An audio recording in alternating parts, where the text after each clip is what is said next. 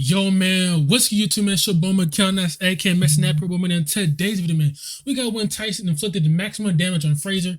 If you're new, man, hit that like button, subscribe, and share, man. Let's go and get into the video, man. We're on the road to 630 subs, man. Let's get it. Do you feel a responsibility not just to win your fights, but also to entertain?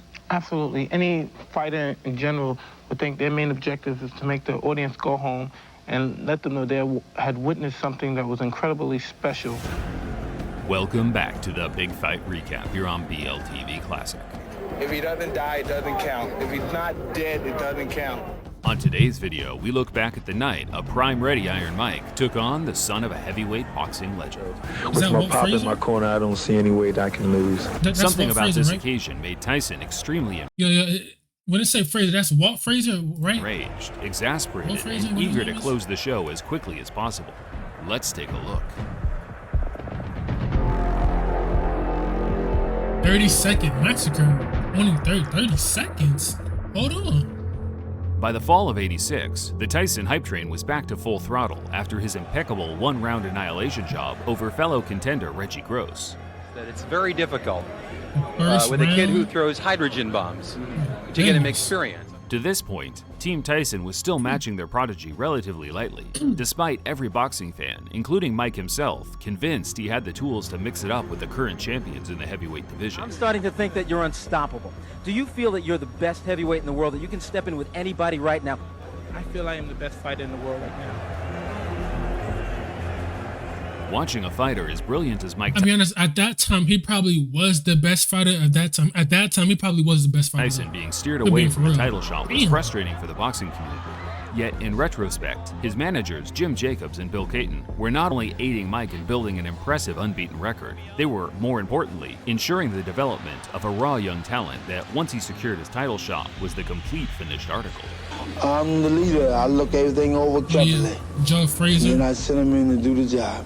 The former Hall of Fame legendary heavyweight champion Joe Frazier, who famously beat the previously unbeaten Muhammad Ali in 1971's Fight of the Century, he did took an beat entirely Muhammad against-the-grain Ali. approach as to how a fighter should be developed during his Okay. managerial years post-retirement. I'm not in charge, you know. If they Okay, so say Joe Frazier was the person that beat fight King Kong, Muhammad I'm Ali. ready. All I have to do is get Okay. my body in condition and my mind and spirit, and I'm ready.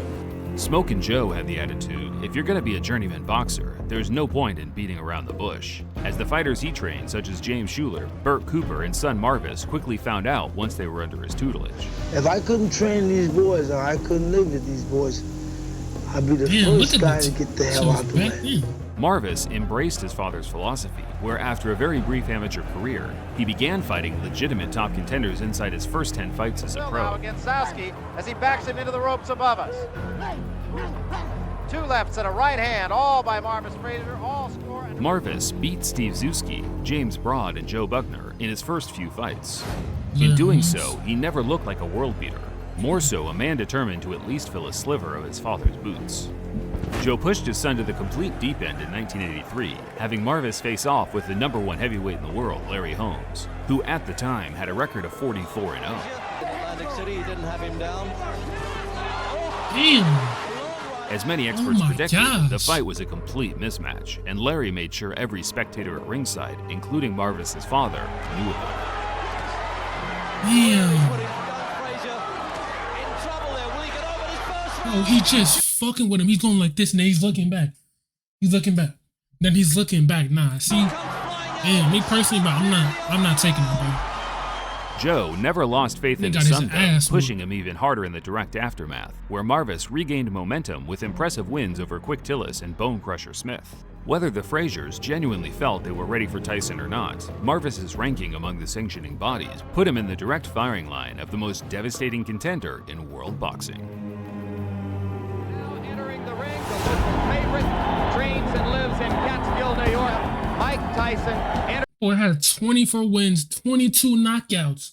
22 knockouts. Entering as Only the two warrior. fights in the distance. Tyson 22 met knockouts Frazier is at the insane. Civic Center in Glens Falls, New York in July 1986. Tyson paced up and down the ring during the introductions, angry Mike and Tyson eager to was one looking up for what blood. Holmes He did was a looking for couple of blood. years prior. I can tell he He was for later show admitted looking that for he blood. was Look at scared, that. but wanted to project He his was fear for onto show Marvis, who, looking by the looks for of things, blood. had the exact same idea. Three judges. The referee does not score, scoring on the round system. Supplemental 4-point. scoring system if the rounds wind up even, and the 3 knockdown rule is in effect. Tyson comes out slugging. Uppercut, and Marvis is hurt. Oh my. No, bro, that was like 40, 30 seconds. Tyson comes out slugging. You telling me he couldn't get out the first round? Imagine you went to the fight, you bought tickets and was done in about 30 seconds. Nigga, I want my money back. Look at this, boom. Boom, look at that. When the uppercut, boom, he was already done from it. Look at that. Cortez moves in to have a look, and he's going to stop the fight. Frazier became Tyson's fastest ever victim, out on his feet, absorbing devastating power punches that left him slumped in the corner inside 30 seconds. Marvis is badly hurt at this point. Uppercut again, and there Marvis is out on his feet. Everything after this is just incidental. It took a while for Tyson to calm down, pumped up after his, on paper, best win to date. But once he did, he sent a chilling message to the current champions. And I came out and I was confident. I came out, I knew the fight. I felt it deep in my heart I was going to stop him in the first round. In your mind, if your managers Jim Jacobs and Bill Caton and your trainer Kevin Rooney came to you and said, Mike, look at that, bro. We think you're ready for a title shot tomorrow. Would you agree with them at this point? Most definitely. Anytime if my manager and my trainer feel that I'm confident and they're willing to put me in a title and they're sure I could beat the champion, I'm sure I could beat them also. Of the 3 champions, who would you like to fight and why? I'd fight anybody my trainer put me in with because I'm confident I could beat any fighter in the world. With only 21 fights to his name, Marvis Frazier hung up the gloves for good, proud of what he achieved in such a short amount of time. What? So he got Millie Rock knocked out, his ass beat by Mike Tyson, and he just said, fuck this, I'm hanging up the gloves. I'd personally never blame Joe for Marvis's career trajectory.